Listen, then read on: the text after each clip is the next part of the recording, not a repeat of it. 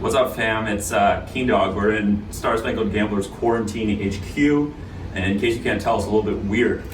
Anyway, before this week's episode, I just wanted to put out a call to all the boys to get these things done. We got to pay WordPress for server space. We got to pay Libsyn for the podcast, Upwork for editing, Mailchimp to manage all the communication between them.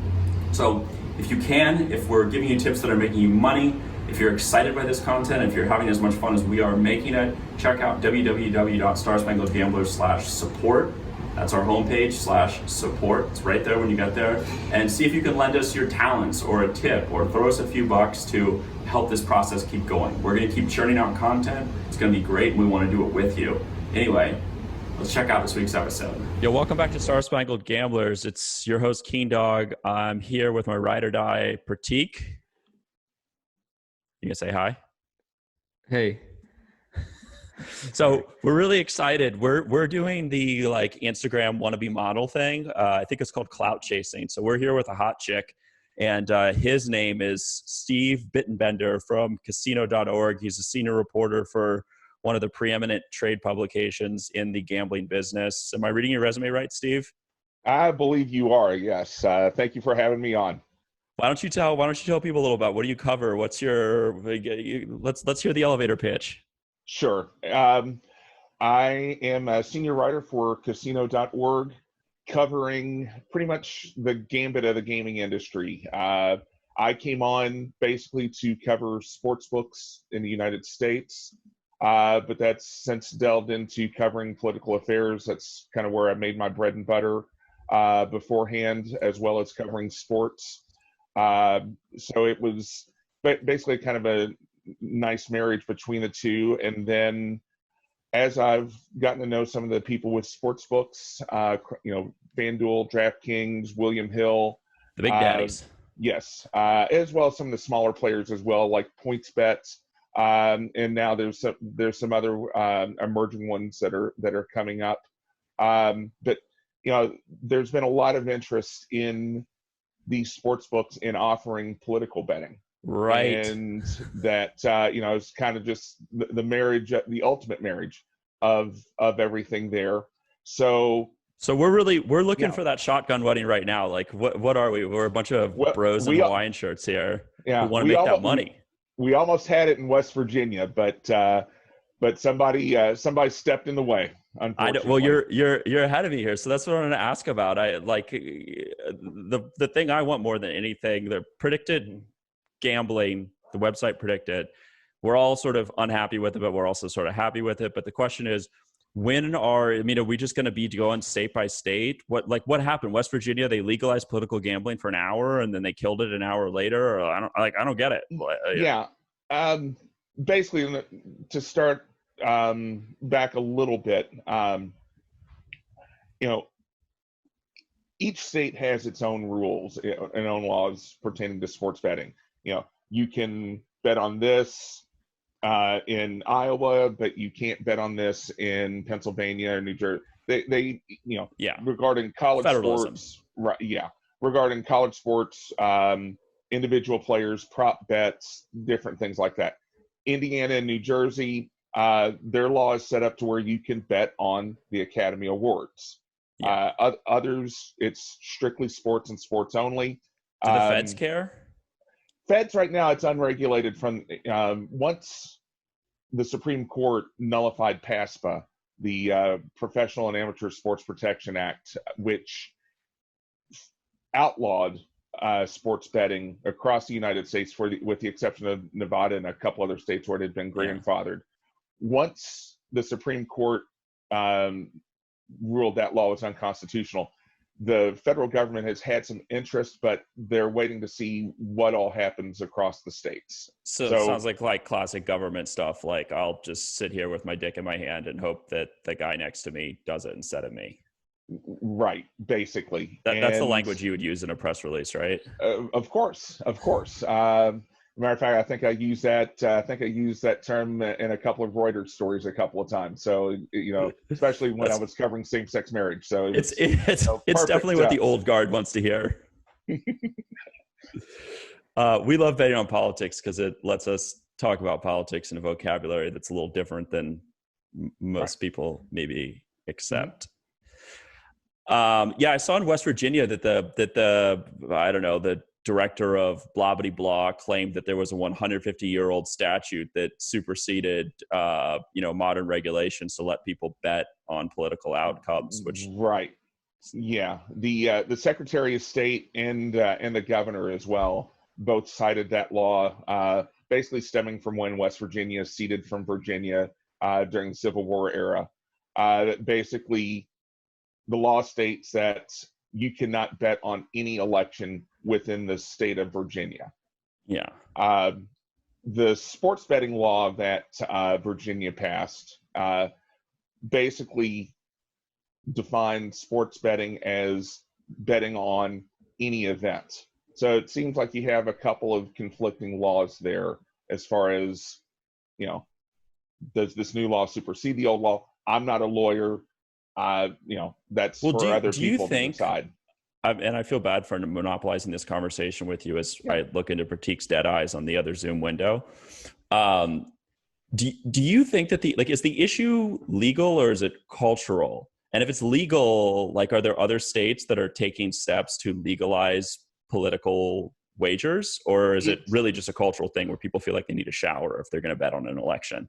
Yeah, it's. I think it's cultural at this point. Most states' laws, in particular, two of them that I've focused on initially when I started covering it this year, Iowa and New Hampshire. Both of them are sports betting states. Both of them started their sports books or allowed sports books to come in relatively recently. Iowa's was last August. New Hampshire's was in late December. Their laws for sports betting, they are down to the letter of the law. It is sports betting and sports betting only. Nothing else. No Academy Awards, no other events. Yeah. New Jersey, Indiana, more open. States that need tax revenue. Right. But they'll take anything.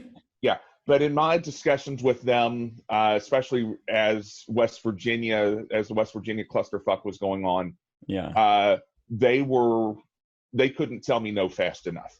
Yeah. So I think there's some sensitivities there. I think politicians, I think, they have some concerns about it, similar to what they have concerns about college betting. They don't want to see people, their language, not mine. They don't want to see the potential for impropriety where it's so dumb though, because they're taking bets on elections every time they take a campaign contribution. Exactly. Yeah. And that's like they're clearing the bets right now. Right. As you said before, there is betting on elections, and it happens with political action committees and straight donations to candidates. Yeah. This is what do you make of? There's other books. There's these online books like MyBookie and Bovada that have very limited political books, but I can't figure out if they're just like weirdos working at chop shops and Yeah, I mean they're offshore books, so technically those are illegal in the United States. The Wire Act still pertains to sports betting and sports books. So it's the reason why, me being in Louisville, Kentucky, I have to drive across the Sherman-Minton Bridge to physically be in Indiana to then use whatever app I've got, FanDuel, DraftKings, PointsBet on my phone. I can't do it from the comfort of my house or from my desktop. I've got to physically be. What do you play? Do you play sports? Do you play fantasy? Do you play politics? I do play sports, and I have played PredictIt a few times. Not as much into fantasy as I used to be, but that seems to be more of a younger guy's. Yeah, I don't like shit I lose. I always lose fantasy. Yeah, my son, 16 years old, or about to be 16 years old, he's getting into fantasy now, and he's getting ready to probably be hooked by DraftKings and FanDuel, so that when 5 years from now he'll be all set to go with a sports betting app. Well, I'm from Kentucky, and I feel like the Kentucky economy is really focused on hooking people on vices early, whether they're cigarettes or bourbon and horse Only racing. certain vices, though. That's Only right. certain vices. That's right. We've had people try to get sports betting here. We've had people try to get casino gambling here, and it always seems that it runs into a stone wall in the General Assembly. Well, I'm going to ask you to make a political prediction right now, because at the end of the day, that's what people are here for. What is the first state, or maybe what are the next few states that will have a serious discussion about legalizing political betting? I think Nevada will probably have some discussion there. Obviously, it's the granddaddy of sports betting states here. Considering the way the economy is going in this COVID-19 world, I think there will be some interest in trying to get people back into casinos, back into sports books. Grab revenue anywhere they can. Exactly. And they may see it as, I can go to Indiana and bet on sports. I'll be able to go to Tennessee here shortly and bet on sports, West Virginia. That's almost ubiquitous now. But I think Nevada, there might be more of an appetite there. And then as Nevada gets it, then you might see it spread to other states. But that's purely my educated guess right now. That's what's like the miracle if you went to Sunday school, Constantine. It's like if you get Constantine to convert, then everyone else will. If you get Nevada to convert, then the other states will fall in line. I think so. Yeah. So how does it work exactly? Like if one state were to legalize, does it effectively become legal everywhere because people can simply? Okay. No, it's basically each state is its own silo. So the laws in Indiana pertain to Indiana. The laws in West Virginia pertain to West Virginia. The laws, Pennsylvania, so on and so forth. You may see changes in states based on what happens in other states, but pretty much each state is its own. And right now, these sports books have to go. If they want to be able to bet on a certain sport or a certain event, ping pong is the big one right now. Since there's no other sports, everyone's betting on ping pong. It's so funny. Exactly. It's but so funny. They're having to go on a state-by-state basis and saying, will you let us bet on ping pong? Yes or no? That's the best thing I've ever heard in my life. People are betting it, unfortunately. It's $5 million handles on ping pong games in like Argentina or Russia or something. Yeah. And it's like Fight Club ping pong too. It's just, in like some warehouse somewhere. Let's just start like a live stream dice game and see if we can make $1 million at a night from these junkies. Wait, we are those junkies. But so how do they actually enforce, like if I'm in Rhode Island and I want to put money in a bet in Nevada, do they will the bank just not take the money, or how do they actually enforce? There are geofencing apps. Company called Geocomply is the biggest one. They will map out the state, and they will also map out areas in states where there are like either exclusive areas, or if there's federal territory, then they'll exclude that area. And they will only allow bets on mobile or computer devices within that specific geographic area. I don't want to name any names, but I definitely know some big time political traders who say that you can't even get through those barriers with like sophisticated VPNs, that these things work well. Right. You can't. And Geocomply, they did this in New York because New York is, they've got sports betting, but they're doing it backwards. They've got sports betting in retail brick and mortar casinos that are upstate. So places like, Rochester, Syracuse, Albany. Yeah. Those places have it, nowhere near New York City. So there sounds like a jobs program for, Exactly. Yeah. But they show the Geocomply. Geocomply has this website which will show green dots and red dots. Green dots are places where bets have been approved, deposits have been approved. Red dots are where they've been blocked. And you see just straight down the Hudson River that, in New Jersey, it's all green. in New York, it's all red. It's basically people trying to place bets in New York, not wanting to cross the, Holland Tunnel, or make their way to Newark to get their action in. It sounds to me like the tolerance for legalized sports betting, like walks hand in hand with the tolerance for like really cool fireworks. Like states that have shitty fireworks are just not going to let you bet on politics, but states that have good fireworks are going to let you in the game. Yeah, Tennessee just started it, or they're getting ready to start it. So yeah, it's an apt comparison. Yeah, I used to drive down there to get some mortar shells. Do they have any fireworks in New England, Pratik? I think New Hampshire has historically been the big one, but I don't know the current regulation. But I remember people used to drive up from Rhode Island to New Hampshire to get them. I don't know any New Hampshire rednecks, but I hear they're amazing and some of the most entertaining people on the planet.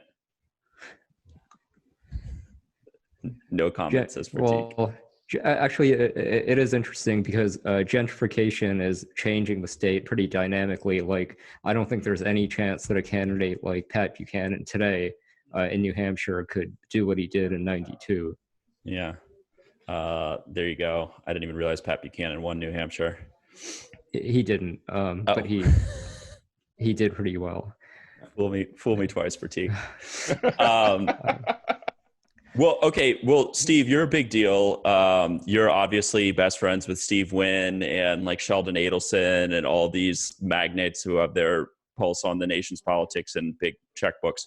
One, can you tell us who's going to win every race, since I'm sure that these guys already know the answer? And two, can you get them to buy Star Spangled Gamblers, which is the world's #1 blog on the internet ever? I would sell it to them for like $50 million if you could make that deal happen. I think you're going to get a pushback to maybe about 15 million. Okay. All right. Well, we're in the ballpark. I'm just kind of getting a sense for the audience and the market. Sheldon deals with probably an older crowd than your SSG crowd, but when might actually be a better place to go. But hey, we'll see. I'll see what I can get. It's all right. I'll give you a 10% commission on whatever sale you can negotiate with Sheldon and Steve Wynn for us. Okay. I guess let's ask. Pratik was chirping me about this before this call, so I kind of want him to ask. But I don't know, where's the culture of this? You be our sensei. Tell us how to take all the thousands of the boys listening to this right now, and how do we magnify our voice into the world of gaming broadly? Well, the thing is,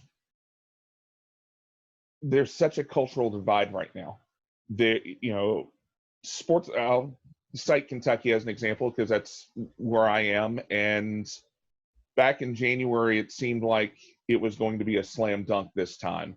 The bill sponsor had it before his committee, went, unanimously before his committee. He said that he had a majority of the General Assembly, the House of Representatives, supporting his bill. Adam Koenig is the state representative who's sponsoring it. He's a Republican. Republicans have a supermajority here in the Kentucky House. It's 62-38, I believe it is. Unfortunately for Koenig's bill, most of the sponsors were Democrats. Yeah. And while he had insisted to myself and other media that he had the votes to get it through the House, he had some political concerns that, the Family Foundation, the social conservative side of the Republican Party was up in arms against this. And he had some political concerns there that there might be repercussions. So he was trying to get, I believe he was trying to get a majority of the Republicans to side with him on it. But I don't believe he ever got that, close to that number. Well, state politics are so funny too, because they track, local interests are so inconsistent, across parties, across state lines. Right. It's just, it's why the way law firms have trial lawyers in every jurisdiction, like lobbying firms have separate teams in every state, because it's just so weird how they behave. Right. And when you get to a state like Kentucky, which is, two decent sized cities like Louisville and Kentucky, and then you have a good sized suburban area in northern Kentucky, which outside of Cincinnati. Outside of Cincinnati, you have this golden triangle, which is how we refer to it. They sometimes have common interests as far as urban issues and issues such as expanded gaming. Yeah. Those issues really don't play well out in other parts of the state. I started covering state government here in Kentucky over 20 years ago. At that time, I think it was about 100 or so of the 120 counties were still dry. Yeah. And now, also, by the way, 120 counties in a state of 4 million people, in a state that's also like 35,000 square, whatever the size is. It's not that big, but that's a lot of palms to grease. Right. And they've been down that road too. And that's not changing, unfortunately. But yeah. A lot of palm greasing in Kentucky. Everyone loves their fiefdoms. So yeah. My mom actually, I don't want to make this too personal, but she used to cover Frankfurt back in the day too. So a very strange state, but all states are strange. And that's sort of the fun of trying to master them. Well, do you want to make any bold political predictions? What are you betting on right now? You said you play PredictIt. Yeah, I do play PredictIt. I've kind of been off it right now, just kind of see where this whole Biden thing's going. I think he will end up being the Democratic nominee. He's the presumptive nominee now. But less than 3 months ago, we were looking at Pete Buttigieg and him coming out of Iowa, and now, we're 6 months to the general election. So that's several lifetimes in the political cycle. So it would be an extremely, it would be playing it long right now. And I don't kind of like playing things this long. I kind of want to see how things shape up starting, in August. Once we've gotten through the virtual conventions. There we go. So Steve's a virtual convention truther. That's a bet on PredictIt. You can make what's that line at? I feel like it's like 60-40 that convention will happen online. So I'm gonna put that down in stone, Steve. There you go. Put me down for the virtual conventions. I'll go for that. Bold predictions on Star Spangled Gamblers, as always. Yeah. Pratik, we're waterboarding Steve for his parting predictions here. You're leaning in like you're going to really drive the dagger in. Oh, no. Sorry, my computer actually froze up, so I think I missed a little bit of that. But I was going to ask you on the vein of making a deal with these big gambling sites. I mean, I think you followed generally what we're doing. Do you have any advice on how we should, if at all, cooperate or work with these big gambling sites, like how we could add value to them or get some revenue coming in? I definitely think, working, the gambling sites want to do this. They want to offer sports betting. So you would be really preaching to the choir there. Where that voice needs to be applied is at the legislative level. So, you're in Rhode Island, right? Correct, Pratik? Yeah. So I would look to whoever were the sponsors of the sports betting bill in Rhode Island, if they're still in Providence right now, and hit them up, and really let it be known that, hey, it's great we've got sports betting, but we want to do more than just bet on sports. We want to bet on other events such as politics. And the sports books have the information. They believe that betting on politics will be as big as betting on presidential elections will be as big as betting on the Super Bowl. So yeah, there would definitely be interest on their side. And if they had people who were basically pounding the phones for their lawmakers and telling them, "Hey, we want this, we want this."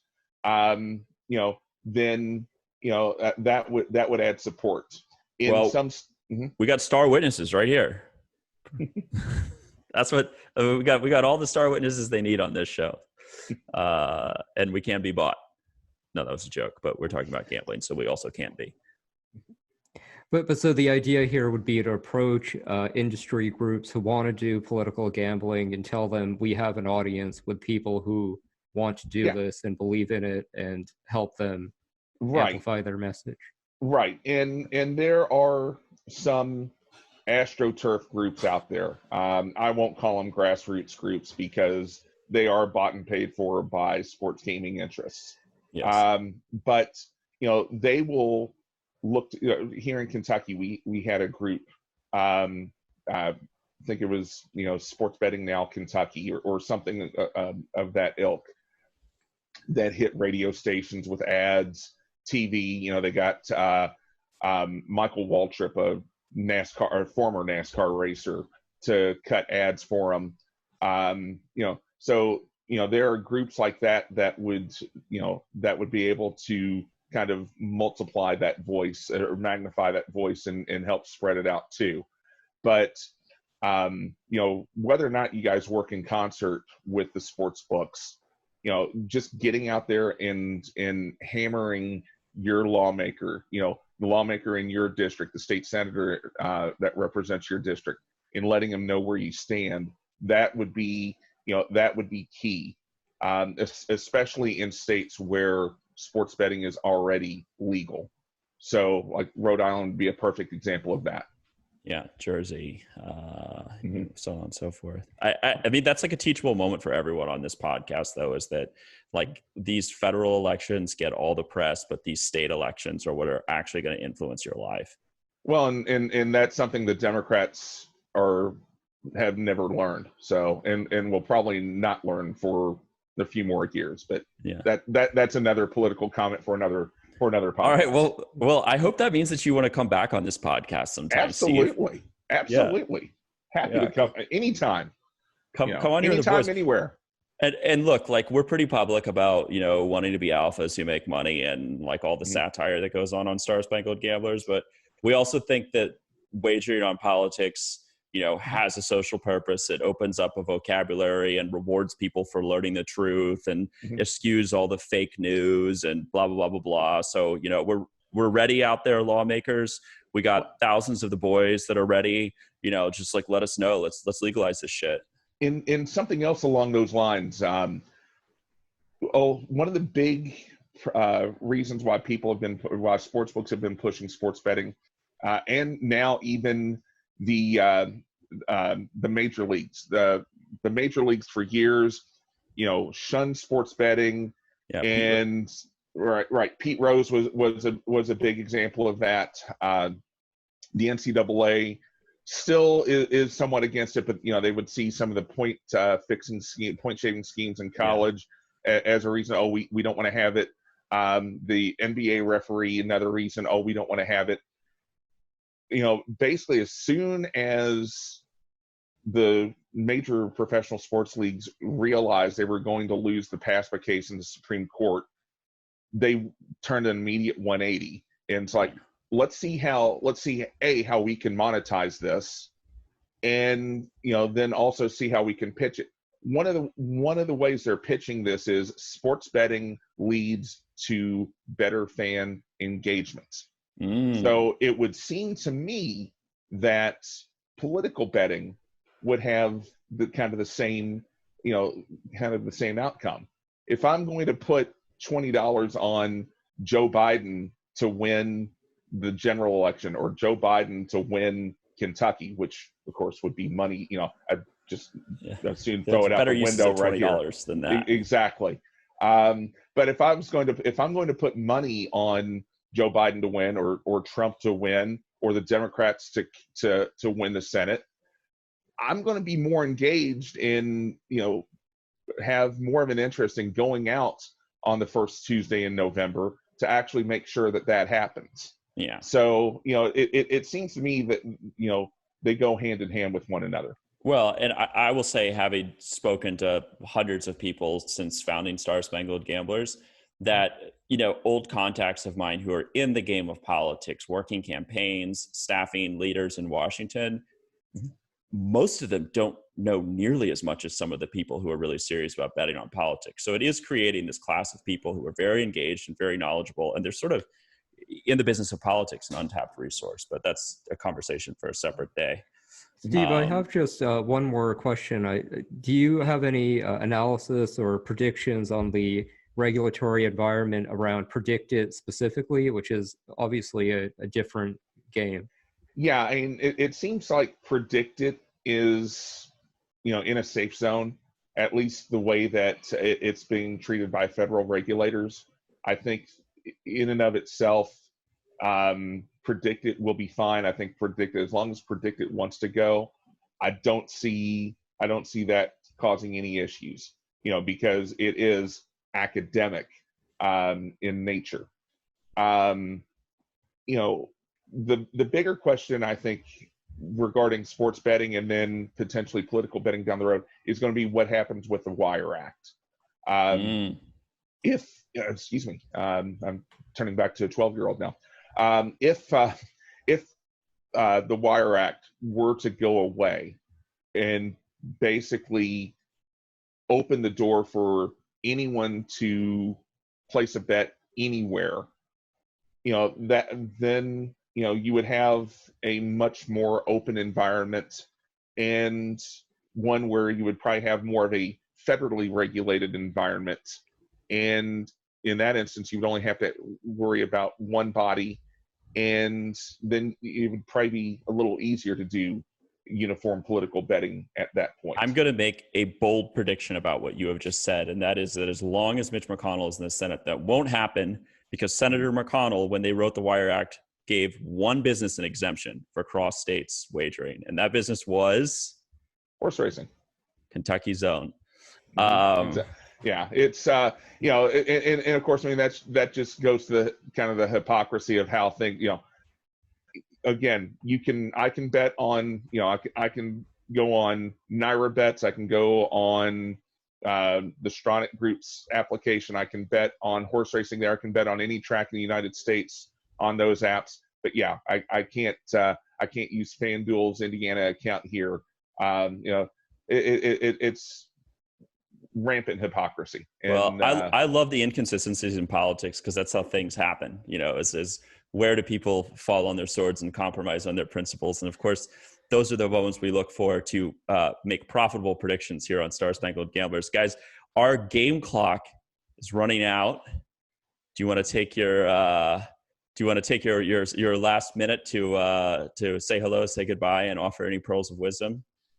Well, let me just start by saying, I was told before the COVID-19 crisis that they thought that sportsbooks thought it was going to be a 50-50 shot to have political betting in the United States before the 2024 election. I still think that's probably closer to being the case.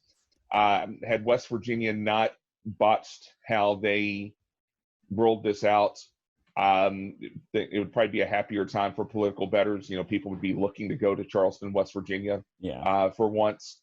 But we've reset the clock now based on what happened over there. That's a buzzkill, Steve. Pratik, what do you got? No, I really appreciate your being on. I know one of the things we all have to worry about on PredictIt is that the site itself will get regulated and go out of business. So it's good to hear that they're in a relatively safe place. Yeah, I don't think you have anything to worry about that right now. Well, then we'll leave on the good news. Guys, this has been Star Spangled Gamblers. I'm your host, Keen Dog. My ride or die Pratik's here. This is Steve Bittenbender. Steve, where can they find you on the internet? You can find me at casino.org/news, and we publish 7 days a week articles on all kinds of different gaming environments, including political betting. So look us up for the latest political gambling news there. Here we are in bed with the man. Thanks for sticking with us if you're still with us. We'll see you later in the week for Mailbag Monday.